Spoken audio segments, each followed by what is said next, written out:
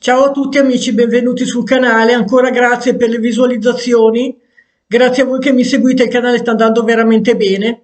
Oggi vi parlo di questo autore, Robert Grace, che io ho scoperto un po' per caso leggendo questo libro, L.A. Killer. Robert Grace è un autore statunitense nato nel 1953, è tuttora vivente, soprattutto sceneggiatore e scrittore. È nato e cresciuto in Louisiana, sulle rive del Mississippi, a 15 anni si interessa di letteratura cominciando a leggere ed è affascinato da scrittori come Dashiell Hammett, Ernest Hemingway, Robert B. Parker, John Steinbeck e molti altri. Nel 1975 si trasferisce a Hollywood, in California, dove diventa sceneggiatore di serie televisive che sicuramente conoscerete, sono di grande successo, sono sicura che ancora fa questa attività, è molto noto, forse in Italia è poco conosciuto. Serie del tipo Baretta, Quincy, History, Giorno e Notte, Riker, Cassie e Co, Cagney e Lacey, Un giustiziere a New York, Ai confini della realtà, Miami Vice, LA Avvocati a Los Angeles, Progetto Eden, Jag Avvocati in divisa, ha sceneggiato anche diversi film, eccetera. È molto conosciuto e molto bravo come scrittore, ve lo consiglio. Nel 1985 muore suo padre che aveva lavorato per anni in polizia e quindi Grace decide di dedicarsi di più al romanzo poliziesco che è la sua vera passione e decide di omaggiare il padre con il personaggio di Elvis Cole in Corrida a Los Angeles, che è protagonista anche di questo libro, insieme al collega detective Joe Pike.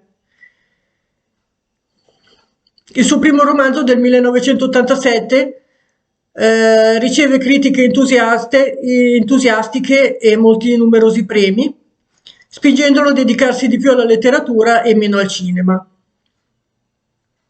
Da qui parte la fortunata serie di Elvis Cole e Joe Pike, come vi dicevo, due investigatori privati protagonisti anche di questo libro, di cui vi parlo dopo.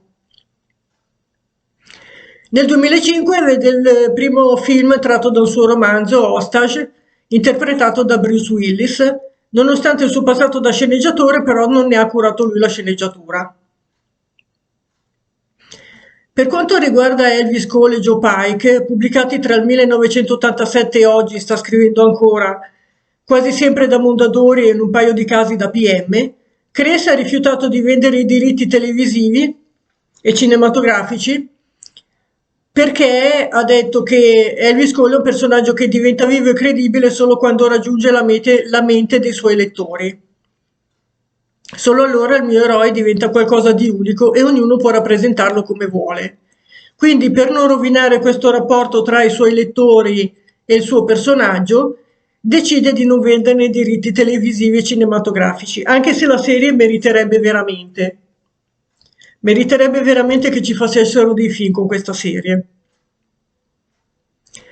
Cranes ha vinto numerosi premi per i suoi romanzi. Lee Child lo ha definito uno dei suoi giallisti americani preferiti. E Lee Child è uno che se ne intende. I romanzi di Robert Grace sono stati pubblicati in 62 paesi e sono diventati bestseller in tutto il mondo, anche se in Italia purtroppo non hanno riscontrato un grande successo. E sono stati pubblicati talvolta con molto ritardo rispetto all'uscita americana. Ve lo segnalo perché purtroppo se ne parla poco, ma vale la pena di provarlo. Robert Grace ha ricevuto le Ross McDonald Literary Award nel 2006, è stato nominato miglior autore dell'anno dalla Mystery Writers of America nel 2014 e ha vinto diversi altri premi. Ora, come vi dicevo prima, vi parlerò di questo libro, L.A. Killer. Il titolo originale è Los Angeles Requiem, che ha per protagonisti Elvis Cole e Joe Pike. Il libro è stato definito godibilissimo e nero come la pece, graffiante, eccetera. In questo noir una giovane benestante donna, figlia di un potente uomo d'affari, viene uccisa sulle colline di Los Angeles. Era la ragazza di Joe Pike e chiaramente la famiglia si affida a lui e al socio per affiancare i detective della polizia, che erano i suoi colleghi di un tempo. Con grande capacità lo scrittore, grazie a dei sapienti flashback, ci mostra la vita di Pike da ragazzo, la sua famiglia problematica e gli inizi della sua vita da sbirro. Intanto un serial killer continua a colpire e seminare indizi fuorvianti. Se volete conoscere il resto del libro, leggetelo. È un giallo, io non posso dirvi di più chiaramente. Fatemi sapere se l'avete letto e cosa ne pensate. Iscrivetevi al canale se ancora non l'avete fatto. E alla prossima, come sempre. Ciao.